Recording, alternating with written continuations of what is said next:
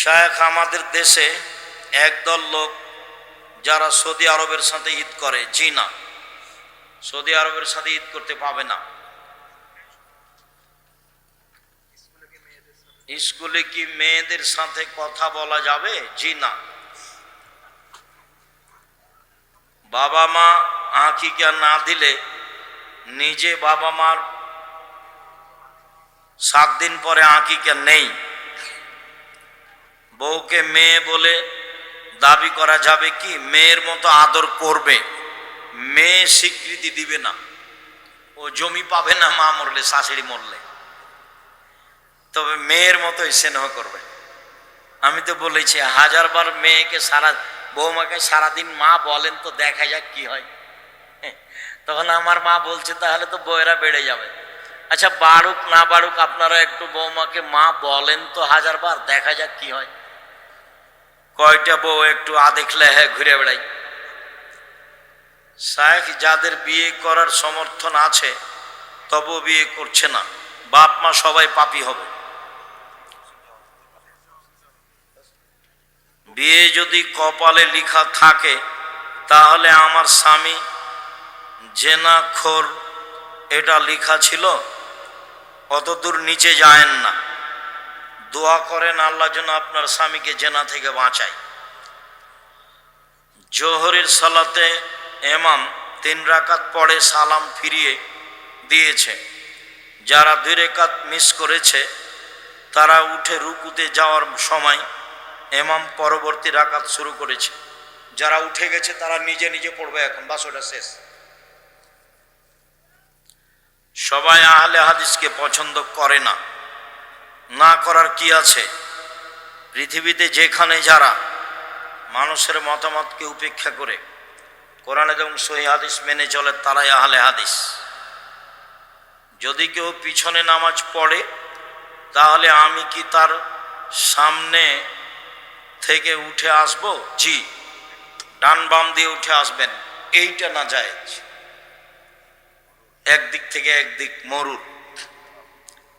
খাবার খাওয়া অবস্থায় সালাম দেওয়া নেওয়া যাবে কি?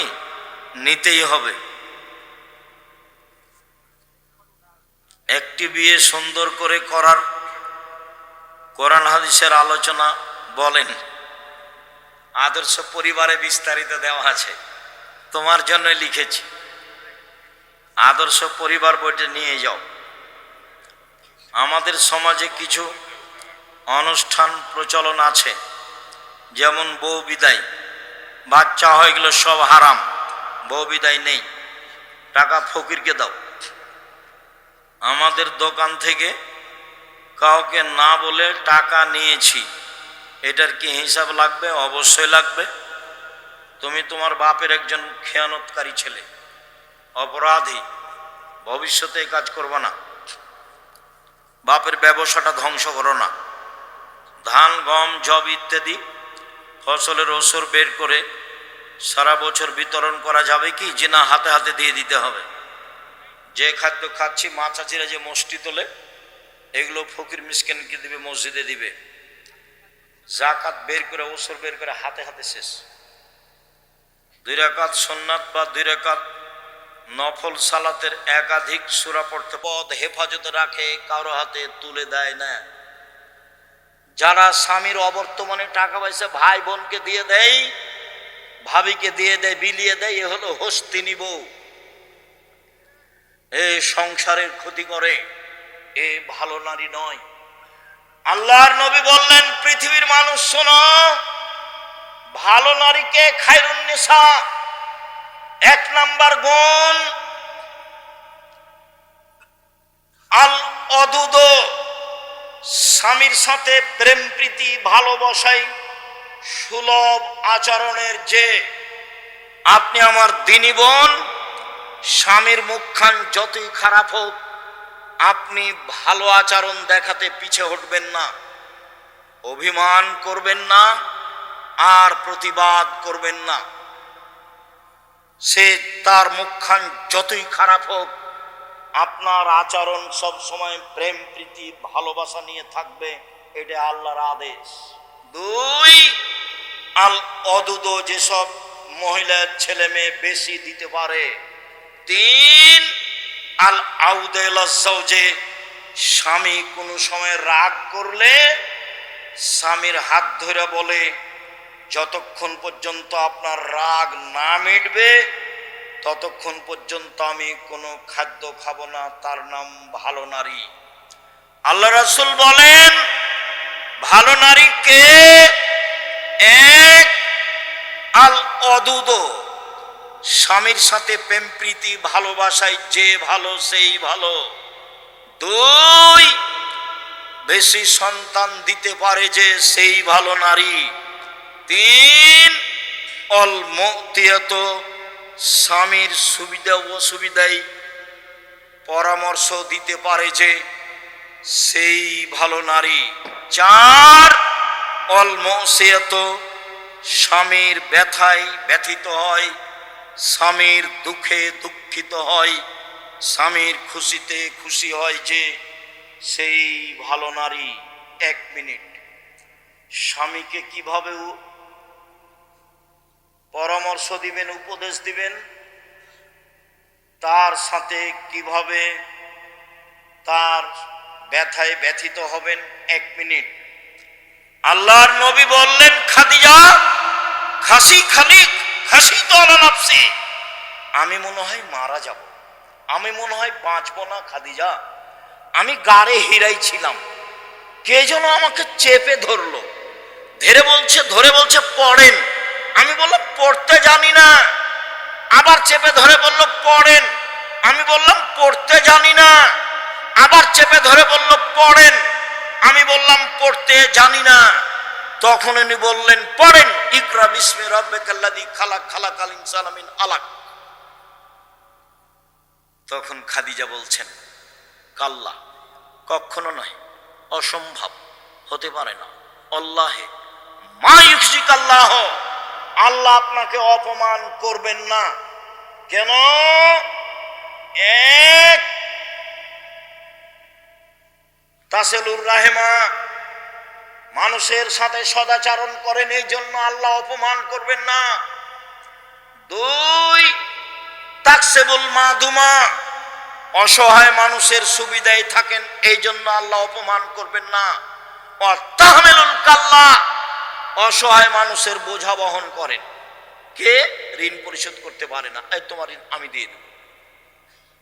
কে মানুষের সাথে টাকা নিয়েছিল, দিতে পারে না, কর্জ নিয়েছিল, দিতে পারে না, কাপড় নাই, কিছু করতে পারে না, এই তোমাকে আমি একটা কাপড় দিয়ে দেব। অসহায় মানুষের বোঝা বহন করে যে, তাকে আল্লাহ অপমান করবেন না, আপনি অসহায় মানুষের বোঝা বহন করেন। 4 তাকরিজ জাইফা, মেহমানকে খেতে দেন। 1 নম্বরে বলেছেন আপনার সদাচরণ আছে, আল্লাহ আপনাকে অপমান করবেন না। এসব সান্ত্বনা কে দিচ্ছে? খাদিজা, স্ত্রী দিচ্ছেন। তা আপনার স্বামী বাড়িতে এসেছে, খুব টেনশন, মাথা ধরে গেছে, কি দুর্ঘটনা ঘটেছে, আমি যে দল করি সে দলের এক ছেলেকে মেরে দিয়েছে, কি করি, অনেক ঝামেলা। তো এখন স্ত্রী বলছে, তোমাকে নিষেধ করলাম, তুমি যাও না, তুমি বাইরে যাও, তুমি তো জোর করে গেলে, তোমারই তো এগুলো দোষ। এইটা কি হলো? এটা বউ হলো? ভাইজান বুঝতে পেরেছেন? আমি কিন্তু যে ভাষাগুলো নকল করছি সব বুখারী মুসলিম। আল্লাহ নবী এসে বলছেন, খাদিজা আমি মনে হয় মারা যাব, বিপদে। তো প্রথম মুখের ভাষা কাল্লা, আরবি ভাষা, কখনো নয়, অসম্ভব, এটা হতে পারে। আল্লাহে লা ইউখজিকাল্লাহ, আল্লাহর কসম, আল্লাহ আপনাকে অপমান করবেন না। 1 নম্বর কারণ, আপনি সদাচরণ করেন। এই ছেলে, আল্লাহ মুহাম্মদ সাল্লাল্লাহু আলাইহি ওয়াসাল্লাম অপমান করবেন না কেন? খাদিজা কি বলছেন? আপনি কি করেন? সদাচরণ করেন, এই জন্য আল্লাহ আপনাকে অপমান। তাহলে স্ত্রী কি বলবে? চিন্তা করবেন, টেনশন ভোগ করেন না যেন, এমনি তো আপনার প্রেশার আছে। আরে কিছু না, এগুলো মিটে যাবে ইনশাল্লাহ, চিন্তা করেন না, মিটে যাবে, এগুলো চিন্তা করিয়েন, ইনশাল্লাহ এগুলো ঠিক হয়ে যাবে। প্রত্যেক সমস্যার সাথে সমাধান থাকে, এত আপনার মাথা ব্যথা কেন? এগুলো কে বলবে? স্ত্রী বলবে। এরপরে বলছে চলেন একটা বড় মানুষের সাথে আপনাকে একটু দেখে নিয়ে আস। পরিস্থিতিতে ওরাকে নওয়াফলের কাছে নিয়ে যাবেন, নিয়ে যা বলবেন চাচা আপনার ভাইয়ের ছেলেকে দেখুন তো ঘটনা কি, কি খবর মোহাম্মদ, ঘটনা কি? এই ঘটনা, আমি গাড়ে হিরাই বসেছিলাম, এই ঘটেছে। ও আরে সে তো নামুস, সে তো জিবরাইল, এলাকার লোক তো তোমাকে বের করে দিবে। এটা হলো দ্বিতীয় কথা। প্রথম কথা হলো ও জিবরাইল, দ্বিতীয় কথা কি? এলাকার লোক বের করে দিবে। তখন আল্লাহ রসুল বলছেন মুখরে জিয়া, এলাকার লোক আমার বের করে দিবে, এটা হয় কি করে? এলাকার লোক আমার মতো ভদ্র মানুষ জীবনে দেখেনি কোনোদিন, তারা আমাকে আলামিন বলে ডাকে। আমার খালা ফুফু চাচি দাদা চাচারা আমাকে অন্ধভাবে ভালোবাসে। তখন বলছেন শোনো মোহাম্মদ, জিবরাইল যার কাছে এসেছে তাকে বের করে দেয়নি এমন পৃথিবীতে ঘটেনি। যত মানুষের কাছে জিবরাইল এসেছে নবীর কাছে সবকে এলাকা থেকে বের করে দিয়েছে, তোমাকেও দিবে। তবে যদি আমি থাকি তোমার সহযোগিতা করব। বড় মানুষের কাছে নিয়ে এসেছেন কে? খাদিজা স্ত্রী নিয়ে এসেছে। আপনি আমার দিনী বোন, স্বামীকে হতাশা করবেন, তার পাশে থাকবেন। আরেক মিনিট কথা বলছেন নাকি? এই মেয়ে কথা বলছো কেন? আরেক মিনিট খেয়াল করেন, আপনাকে বলছি। হুদায়বিয়ার যুদ্ধে গেছেন, হুদায়বিয়া সন্ধি করে ফিরে আসছেন, কাবা ঘরে ঢুকবেন না। আরে 1-1.5 কিলোমিটার আছে, তাহলে কাবা ঘর। আল্লাহ রাসূল বলছেন যাব না, ফিরে যাব। তখন উমর বলছেন আপনি সত্য নবী নন? হ্যাঁ আমি সত্য নবী। ইসলাম ধর্ম সত্য নয়? হ্যাঁ ইসলাম ধর্ম সত্য। আপনি বলেননি কাবা ঘরে ঢুকবো? হ্যাঁ আমি বলেছি কাবা ঘরে ঢুকবো, তবে এবছরই ঢুকবো এ কথা বলিনি। চুপ। আবু বকর সিদ্দিকের কাছে গিয়ে বলছে আবু বকর সিদ্দিক, ইসলাম ধর্ম সত্য ধর্ম নয়? হ্যাঁ সত্য ধর্ম। মোহাম্মদ সত্য নবী নন? হ্যাঁ মোহাম্মদ সত্য নবী। মোহাম্মদ সাল্লাল্লাহু আলাইহি ওয়াসাল্লাম বলেননি যে এবছর কাবা ঘরে ঢুকবো? হ্যাঁ বলেছেন কাবা ঘরে ঢুকবো, তবে এবছরই ঢুকবো এই কথা বলেননি। আবু বকর সিদ্দিকের কথাতে আর রাসূলের কথাতে একটা অক্ষরের কমবেশ নেই। ফিরে যাবেন না। তখন বলছেন সাহাবীরা শোনো, গরু জবাই করে দাও, ভিতরে যাব না। মাথা নেড়ে করে দাও, গরু জবাই করে দাও, কুরবানি। মাথা নেড়ে করে দাও, কাবা ঘরে ঢুকবো না। কেউ কুরবানি করে না, সবাই চুপচাপ, ফিরে যেতে চায় না কেউ। তখন আল্লাহ রাসূল বলছেন উম্মু সালমা, কি করা যায় দেখো তো, খুব বড় বিপদ। কেউ যে কুরবানি করে না, সবাইকে যে কুরবানি করতে বলছি, কেউ যে যায় না। তখন উম্মু সালমা বলছেন চিন্তা করবেন না, আপনি নিজেরটা করে ফেলুন, দেখা যাক কি হয়। স্ত্রী বলছেন। এবার আল্লাহ রাসূল কি করলেন? নিজেরটা করে ফেললেন। সব সাহাবীরা বের হয়ে সবাই করতে লাগলেন স্ত্রীর পরামর্শ। সম্মানিত দিনী বোন, আপনার জন্য জান্নাতের সব দরজা খোলা। 1 5 ওয়াক্ত সালাত, 2 রমজান মাসে রোজা, 3 স্বামীকে মেনে চলা, 4 জেনায় লিপ্ত না হওয়া, 1 5 ওয়াক্ত সালাত নির্ধারিত সময়ে, পায়ের পাতা দেখা গেলে কোনো সমস্যা নেই, শাড়ি পরে পেটিকোট ছায়া পরে সালাত আদায়ে কোনো সমস্যা নেই। বুবু যা বলেছে তা ভুল বলেছে। গলা যদি দেখা যায় তাতে সমস্যা নেই, শাড়ি পরে সালাত আদায় করুন, কোনো সমস্যা নেই। শুনুন, 1 5 ওয়াক্ত সালাত, 2 রমজান মাসের সিয়াম রোজা, 3 স্বামীকে মেনে চলা, তিতা লাগলেও মিঠা লাগলেও, 4 জেনায় লিপ্ত না হওয়া। আব্দুর রাজ্জাক সাহেব দুঃখিত, এখন কান্নাকাটি করি, জেনা একদিন ঘটেছে, চিন্তা করবেন না। আল্লাহর নবী বলছেন পৃথিবীর মানুষ শোনো, কেউ যদি জেনা বন্ধ করতে পারে আল্লাহ তাকে যে কোনো বিপদ থেকে বাঁচিয়ে দেবে। মনে পড়ে তোমার বুখারী মুসলিমের হাদিস, ওই যে 3 জন হাঁটছিল, বৃষ্টি আসলো, গর্তের মধ্যে ঢুকে গেল, পাহাড় এসে পাথর এসে মুখের উপরে পড়লো। একজন বলল বাপ মাকে ভালোবাসি, পাথর সরিয়ে দেন। আল্লাহ বললেন ঠিক আছে দিলাম একটু। একজন বলল একটা লোককে কাজে নিয়েছিলাম, অর্ধেক দিন কাজ করে চলে গেল, টাকা দিলাম নিল না। অনেকদিন পরে এসে বলছে টাকা দেন, অর্ধেক দিনের টাকা দেন। তা আমি বললাম এই যা গরু ছাগল নিয়ে যাও। আমাকে বলছে মজাক করবেন না। এই যাও, মজাক করিনি, সব নিয়ে যাও। সব দিয়ে দিয়েছি, ভালো কাজ করেছি, পাথরটা সরিয়ে দেন। ঠিক আছে দিলাম। আর একজন বলছে চাচাতো বোনের সাথে জেনা করতে চেয়েছিলাম, আমি গরিব মানুষ, আমার বোন ভেবেছিল আমি 200 স্বর্ণ মুদ্রা জমা করতে পারবো না, হাড় ভাঙা পরিশ্রম করে 200 স্বর্ণ মুদ্রা আমি জমা করেছিলাম। আমি যখন জেনা করব মনে করে সিদ্ধান্ত নিলাম, বসেছি, তখন আমাকে বলছে দেখ রে, আমাকে অসতী প্রমাণ করিস না, আমি একজন অসতী নারী হতে চাই না। তা আমি জেনা করিনি, উঠে গেছি, বন্ধ করেছি জেনা, পাথর সরিয়ে দাও, দিলাম। তুমি যদি আজ থেকে জেনা বন্ধ করতে পারো, আল্লাহ তোমাকে যে কোনো বিপদ থেকে বাঁচিয়ে দেবে। শুধু তাই নাই, আল্লাহ বলছেন কেউ যদি নিজেকে অশ্লীল কাজ থেকে ঠেকাতে পারে, তার জন্য জান্নাতুল মাওয়া আছে। এই ছেলে তোমাকেও বলছি, অশ্লীল কাজ আজ থেকে বন্ধ। মেয়েদের যত নাম্বার আছে মোবাইলে, বাড়ি পর্যন্ত সে নাম্বার যেন একটাও না থাকে।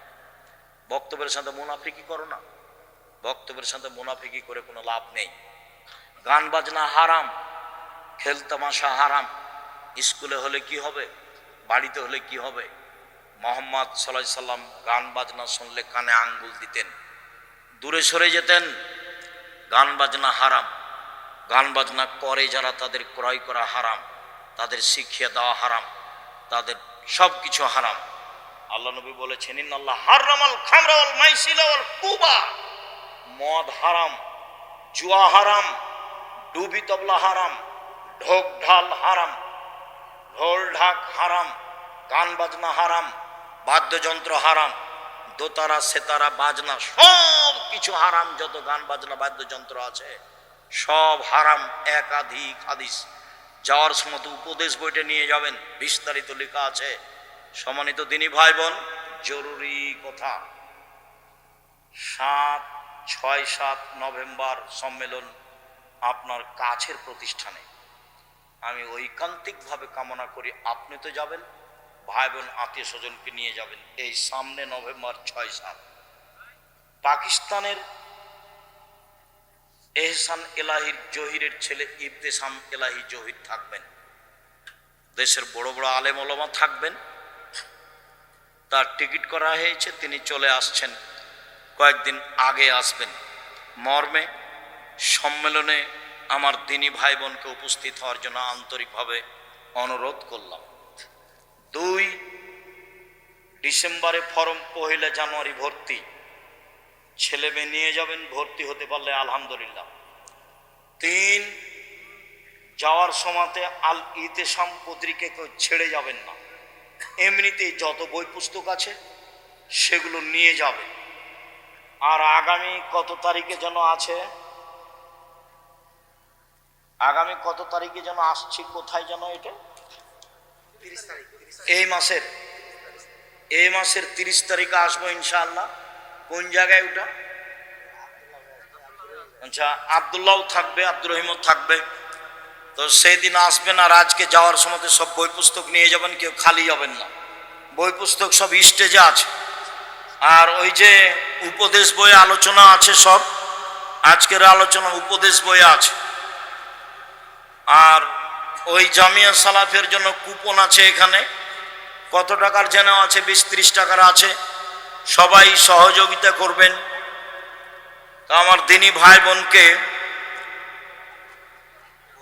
পত্রিকা এবং বই পুস্তকগুলো নেওয়ার জন্য অনুরোধ জানাচ্ছি। কেউ খালি যাবেন না, নিজেরা পয়সা খরচ করে সব পত্রিকা বের করেন।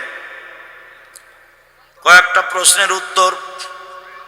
আমাদের এলাকার মহিলারা বাড়ি বাড়ি মহিলা মাহফিল করে, এভাবে বৈঠক করা যাবে না, অনেকদিন আগে বলেছি।